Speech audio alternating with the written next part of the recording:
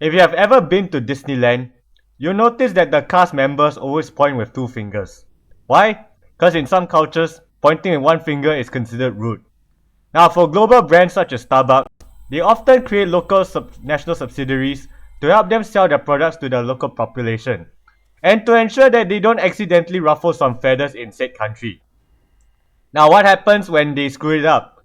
Now, this is from KPC with David Kim. Why Starbucks' career is burning to the ground. So, what exactly did the Korean subsidiary of Starbucks do to ruffle the feathers of the Korean people? Let's find out.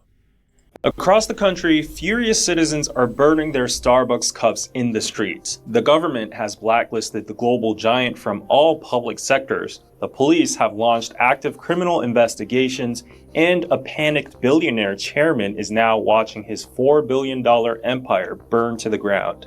But why is South Korea deleting Starbucks from its society? It's definitely not what you think. And this is the insane, mind-blowing story of how extreme far-right internet trolls successfully infiltrated a global giant to mock a nation's darkest, blood-soaked historic trauma, turning a simple cup promotion into a full-blown national nightmare known as the Tank Day crisis. To understand the gravity of this situation, you first need to understand the unique space Starbucks has historically occupied in South Korean society. It isn't just a place to grab a quick caffeine fix. It's been a symbol of a modern, middle-class lifestyle, a neutral, politically safe haven where people study, work, and meet. But in mid-May of 2026, all that neutral ground completely evaporated. It all began on May 15, 2026, when Starbucks Korea launched a seemingly standard online promotion to sell its new large-capacity colored tank tumbler set and Tank Duo set. To highlight the size of these tumblers, the marketing department branded the event Tank Day. And on paper, it sounds like a cheesy, uninspired corporate campaign. The fatal mistake, however, was that the peak of this promotion was scheduled for May 18th, and the promotional copy prominently featured the phrase 책상에 탑, which translates to tap on the desk or slam on the desk.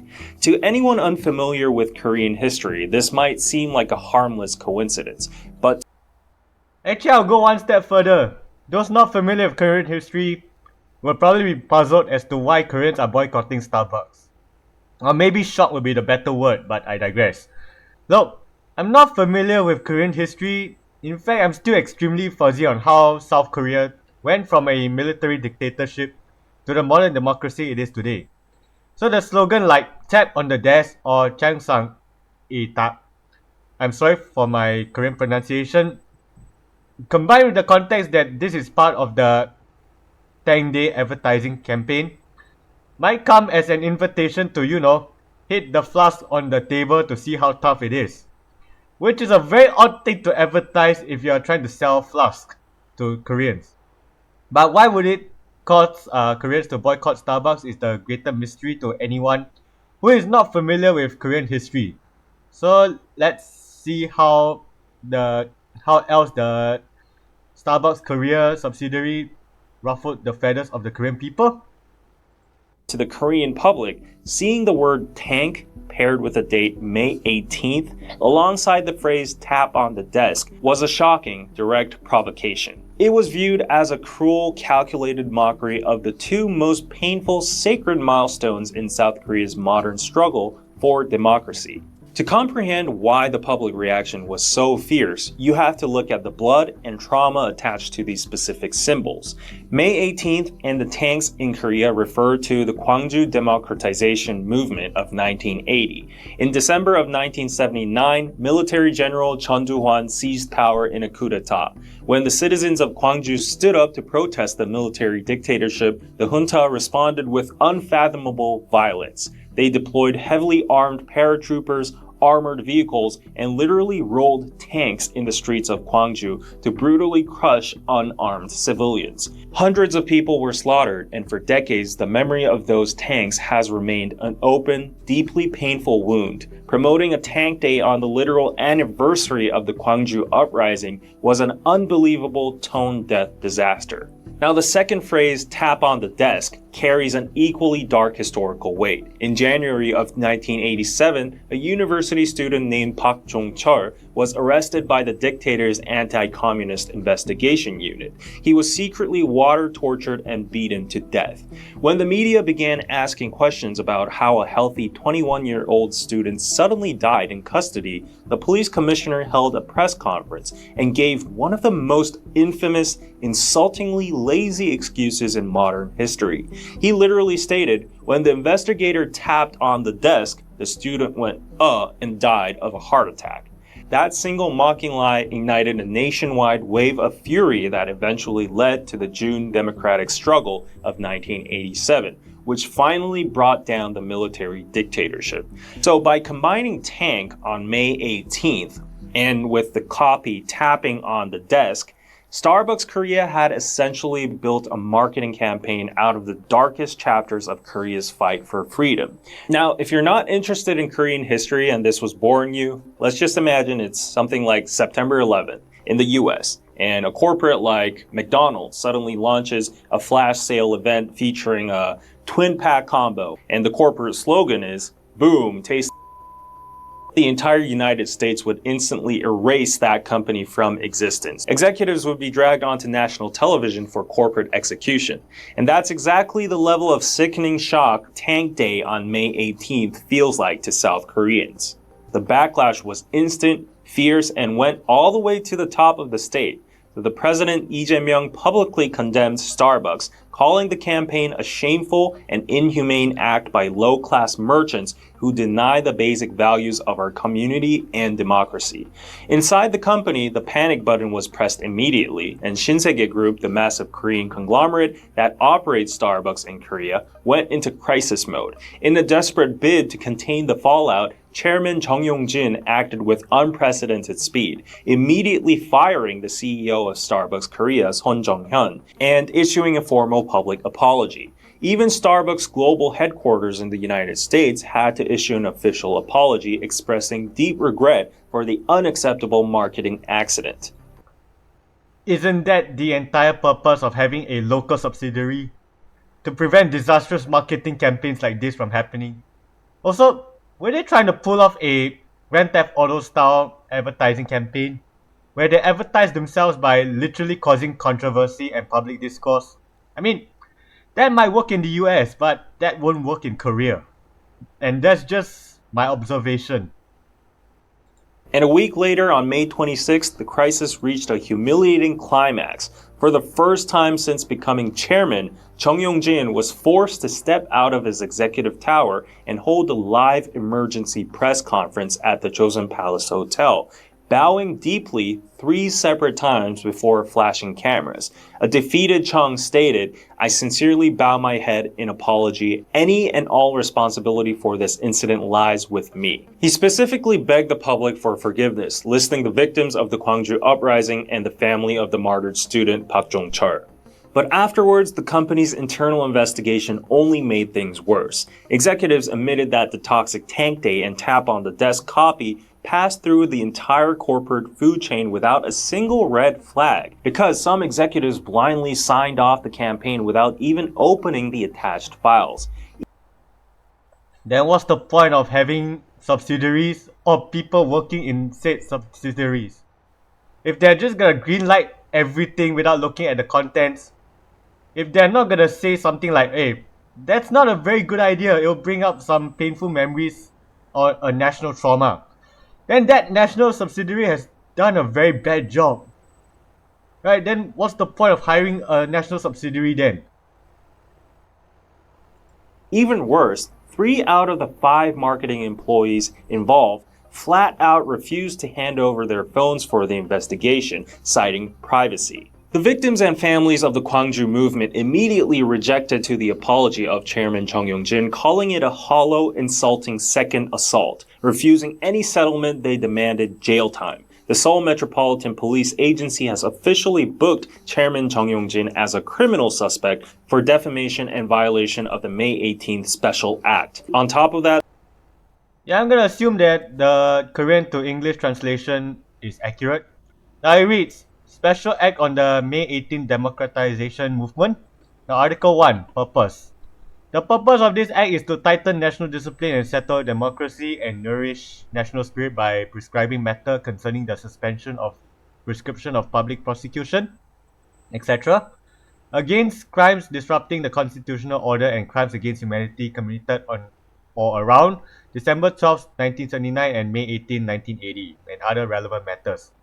Now, what's notable about this law is that in 2021, it was amended to include the Anti-Distortion Amendment, which will make it a crime to quote-unquote maliciously distort or spread false rumors regarding the May 18 uprising. Now, I'm not sure if this advertisement campaign would count as maliciously distorting the May 18 uprising, but that's for the Korean people and the courts to decide. Alright? The police are now preparing to drag corporate marketers into the interrogation rooms. You might think that despite the chairman having some responsibility, why are the public specifically so mad at him? Is it simply just because he's a rich chaebol? Actually, there's some more context to it. A few years ago, Chairman Chung sparked national outcry by repeatedly posting the word 멸공, which means eradicating communism, on his personal social media accounts. Historically, in South Korea, military dictatorships weaponized extreme anti-communism as the ultimate tool to suppress democratic protest and torture critics by branding them North Korean spies. When a powerful conglomerate owner revived this exact slogan, the public saw a regressive right-wing provocation. The resulting boycott wiped out over 160 billion won in the company's market value in a single day. Because of this baggage, the public refused to buy the excuse that Tank Day was just an isolated slip-up by a low-level marketer. Instead, they saw it as the direct, inevitable consequence of an organizational culture fundamentally shaped by the chairman's own highly politicized right-wing worldview. And to make matters even worse, furious netizens have dug up another past tone deaf promotion from Starbucks. They previously launched its Siren Classic mug on April 16th, the literal anniversary of the tragic Sewol ferry disaster, further cementing suspicions of a talk. Now, for those not in the know, the Sewol ferry sank off the coast of South Korea in April 16, 2014. What's shocking about that sinking was that the captain of that ship fled the ship while instructing passengers to stay in their cabins.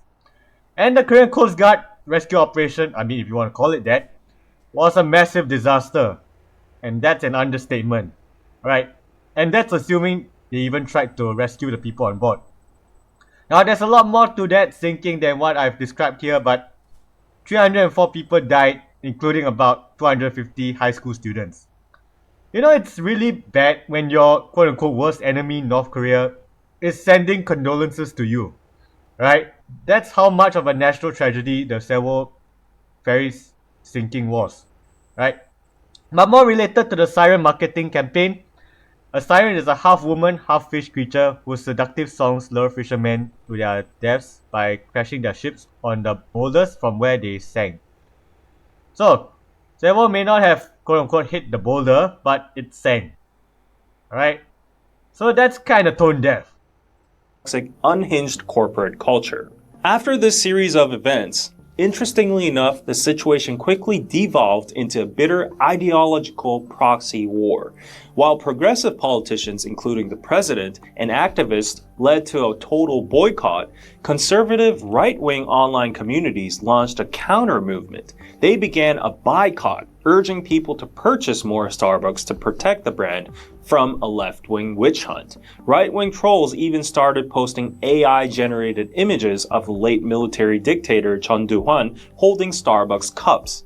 This political warfare has now hit the campaign trail for the upcoming June 3rd local elections in South Korea. Conservative leaders from the People Power Party, including Chairman Chang Dong-hyuk and Usun campaign chief Kim Gi-hyun, have openly defied the boycott. Showing off his Starbucks coffee on social media, Kim claimed it was about consumer freedom, while Zhang blasted the boycott as a left-wing witch hunt and a political show trial meant to distract from the president's own legal troubles, predicting the outrage would vanish the second the elections end on June 3rd. But the firestorm grew even worse as outraged netizens and independent researchers began digging into the details. They uncovered a terrifying density of symbolic codes embedded in the campaign that made coincidence mathematically impossible. Here's something called the 503 controversy. The specific product pushed to the front of the campaign was a tank tumbler with a capacity of exactly 503 milliliters.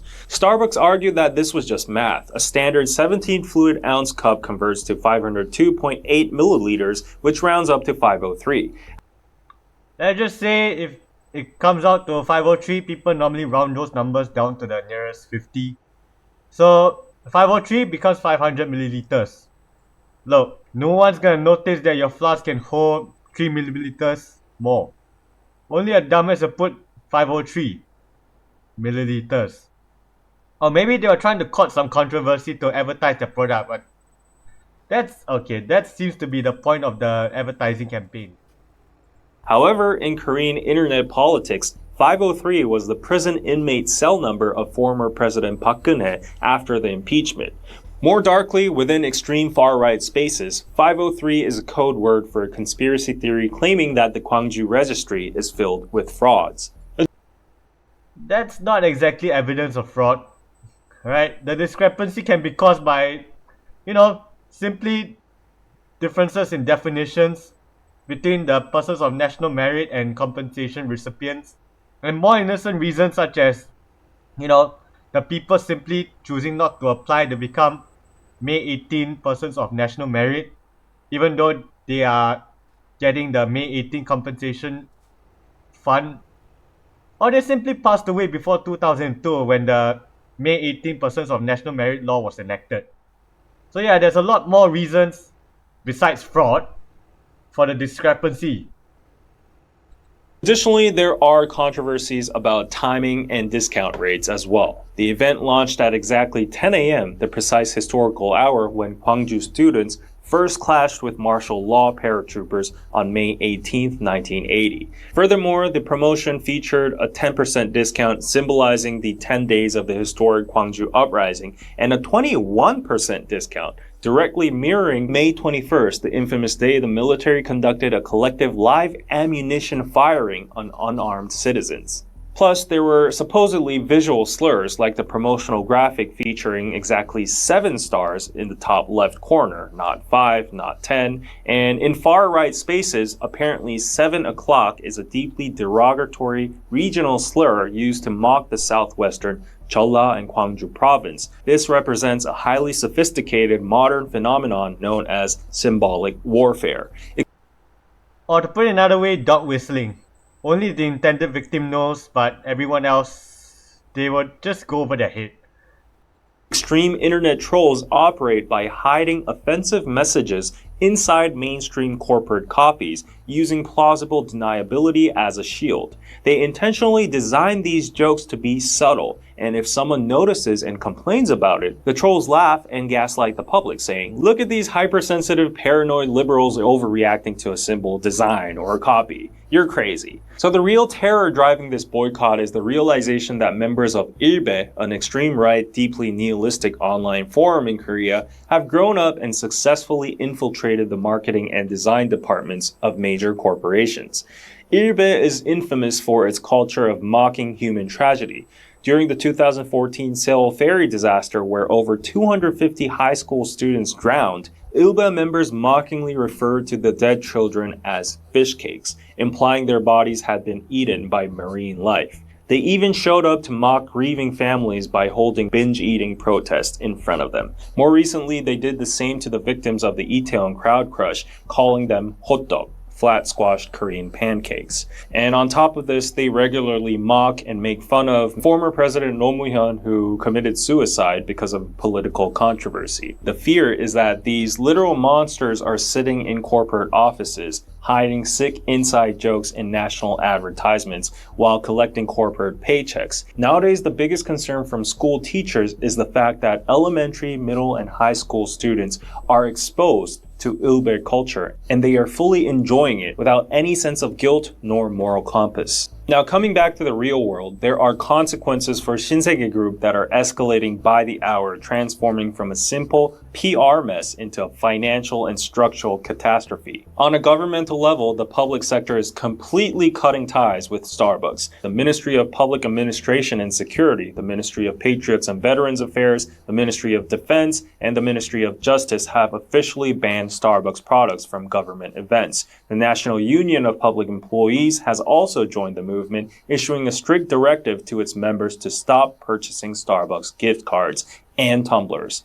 The impact on daily revenue is already visible. On KakaoTalk's gift function, the absolute lifeblood of Korea's mobile gift economy, Starbucks' beverage vouchers have plummeted from their permanent number 1 and 2 spots down to 6th place, losing their crown to food delivery and department store vouchers. The bleeding is also spreading to the financial sector, as card companies that recently rushed to launch private label credit cards in cooperation with Starbucks, including big companies like Uri, Samsung, and Shinhan, are in total panic. As these companies are realizing that the collaboration ties their brand identity directly to Starbucks' radioactive reputation, they're cutting all ties.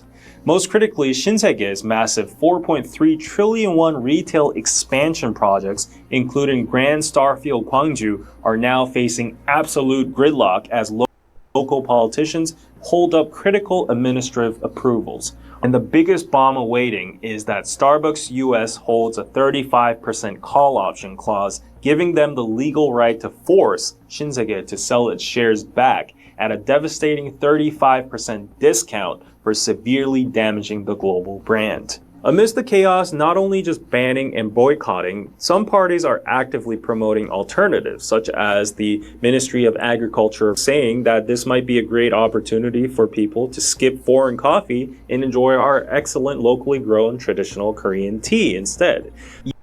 I know this is a bit far-fetched, but it's kind of a wild irony that a group like Ilbe, that usually just trolls for the sake of chaotic nihilism, accidentally doing the bidding of the Ministry of Agriculture by driving people away from foreign coffee brands such as Starbucks and back to traditional Korean tea. I think that's the silver lining in this whole story. I'm a very big supporter of people supporting their local brands instead of like massive international conglomerates. So yeah, this might not be a bad thing after all.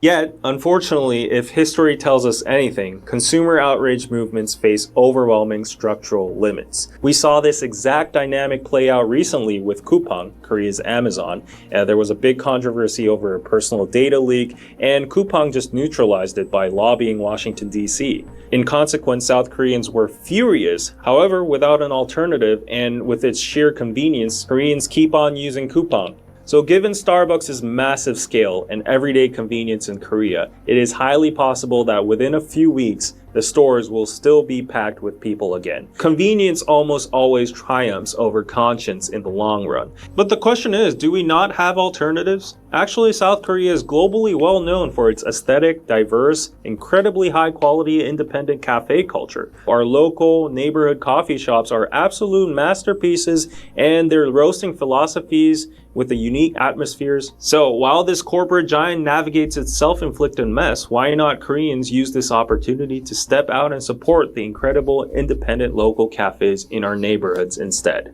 Above all, my hope is just that this controversy serves as a turning point where these hateful, mocking online subcultures are dragged completely out of the digital shadows and into the light of the real world, where they can finally be confronted and eradicated. Now that was it for today's episode. Now that's the end of the video. Now, you hire a local subsidiary so that you don't end up ruffling feathers in the country you're trying to sell your product to. But when that exact subsidiary are completely asleep at the wheel, the parent global brand pays the price. Alright? That's the unfortunate truth, right? Because as the global brand, you don't know every nuance and every little things about a culture you're trying to sell to. So you have to rely on, local subsidiaries to, make sure that you don't end up ruffling some feathers. But what if those subsidiaries are, the ones going around purposefully ruffling feathers? then you pay the price for it. Now, this video tried to draw a straight line from this advertising disaster to the far-right online group Ilbe. While the idea of the internet trolls successfully hijacking the marketing division of a multi-billion dollar global giant sounds like an absolute conspiracy theory, but the sheer number of coincidences would at least make that a plausibility, right? Whether they did it out of sheer toxic nihilism or if you want to have some fun drawing lines, an accidental crusade to crush foreign competition in favor of local neighborhood cafes, the damage is done, right? But what do you think? Was this the ultimate corporate inside job by online trolls? Or just the most historically tone deaf marketing mistake in corporate history? Let me know your thoughts down below. Smash that like button and subscribe for more deep dives. I'll see you guys next time. Bye bye.